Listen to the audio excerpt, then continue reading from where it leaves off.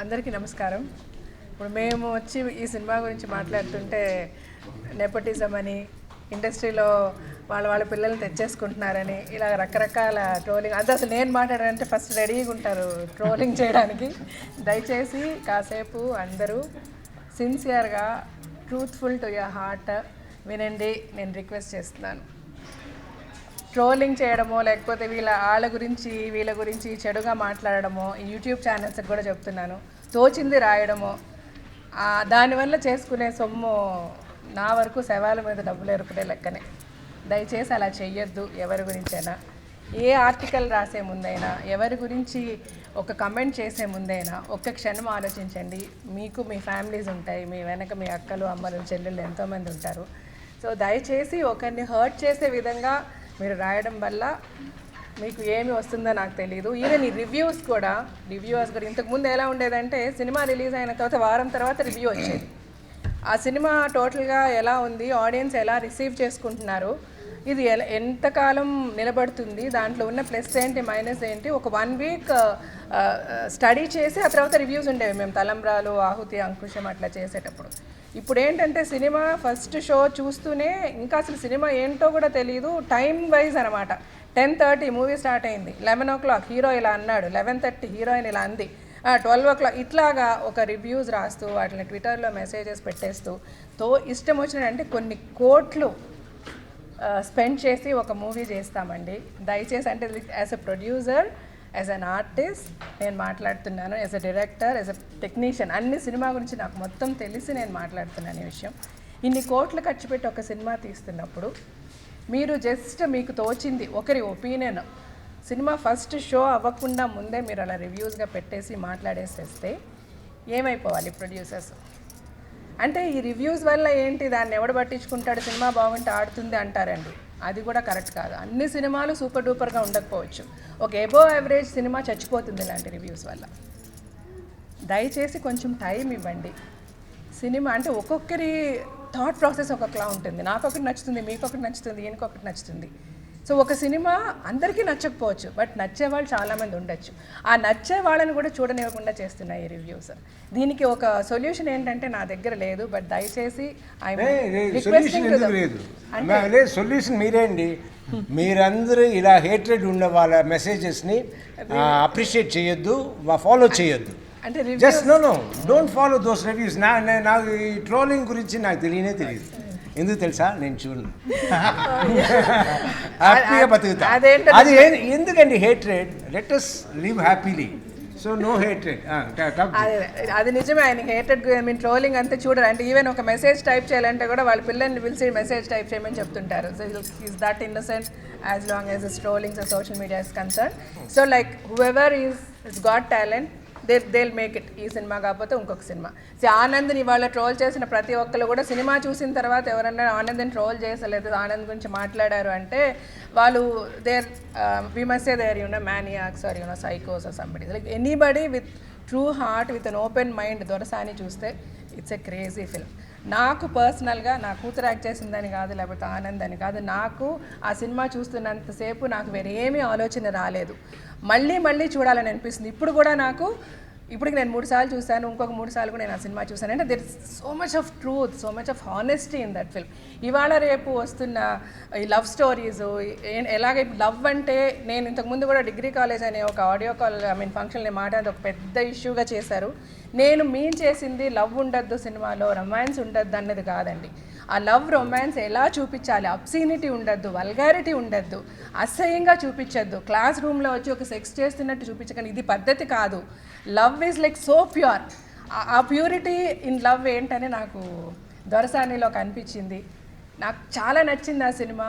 అంటే this is a lesson to the parents కూడా, పిల్లలకి పేరెంట్స్కి అందరికీ. ఇప్పుడు దొరసాని ఉంటే ఒక విధంగా ఆలోచిస్తే వాళ్ళ ఫాదర్, వాళ్ళ బ్రదర్ అంత లవ్ చేశారు ఆ పిల్లని, ఆ అమ్మాయి మీద ప్రాణం పెట్టుకున్నారు, బట్ అయినా కూడా తను ఒక లవ్ చేసింది. సో ఇక్కడ ఫాదర్ది తప్ప, దొరసానిది తప్ప? యాక్చువల్గా చూస్తే ఫాదర్ కొంచెం ఆలోచించి పిల్లకి కావాల్సిన అన్నీ చేశాడు. చిన్నప్పటి నుంచి అంత సెక్యూరిటీ ఇచ్చాడు. మన పిల్లలకి అలాగే చేస్తాం.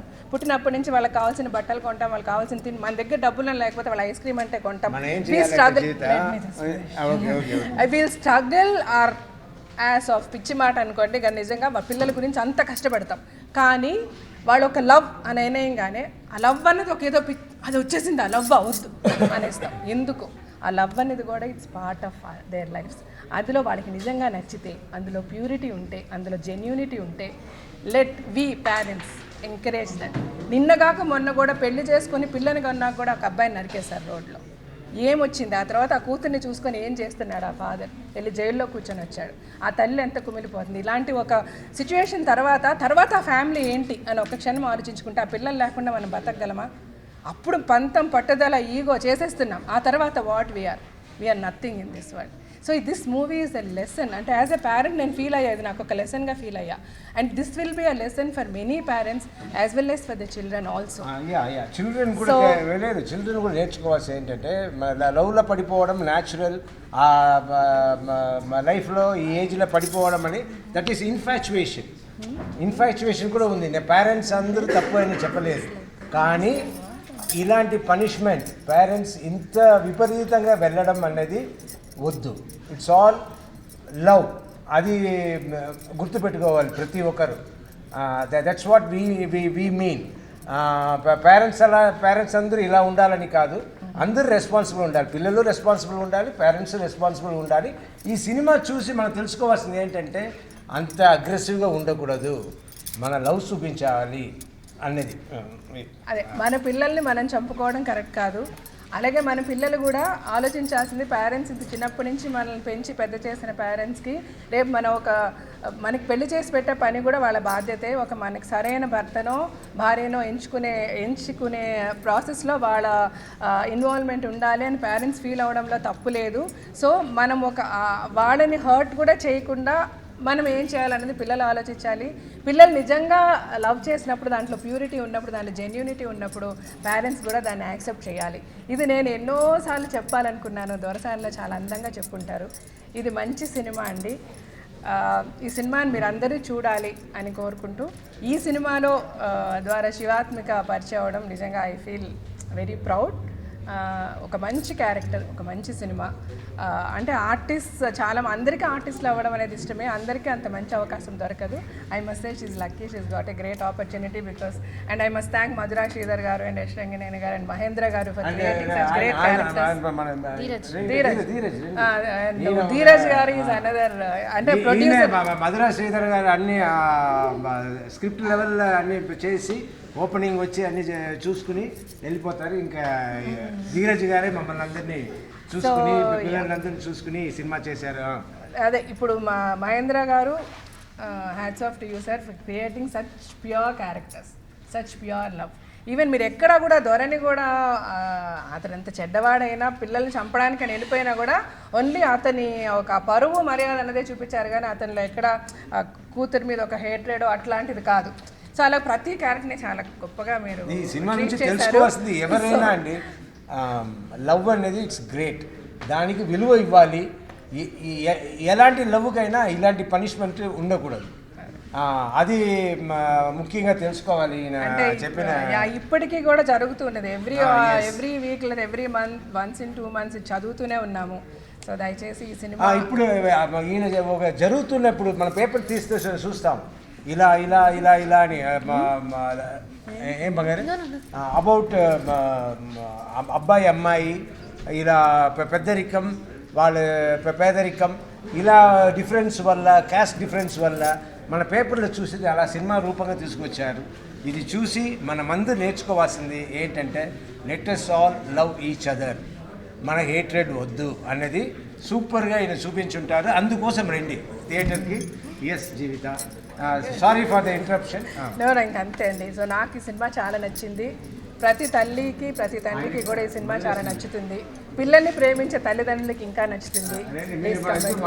Thank you so much.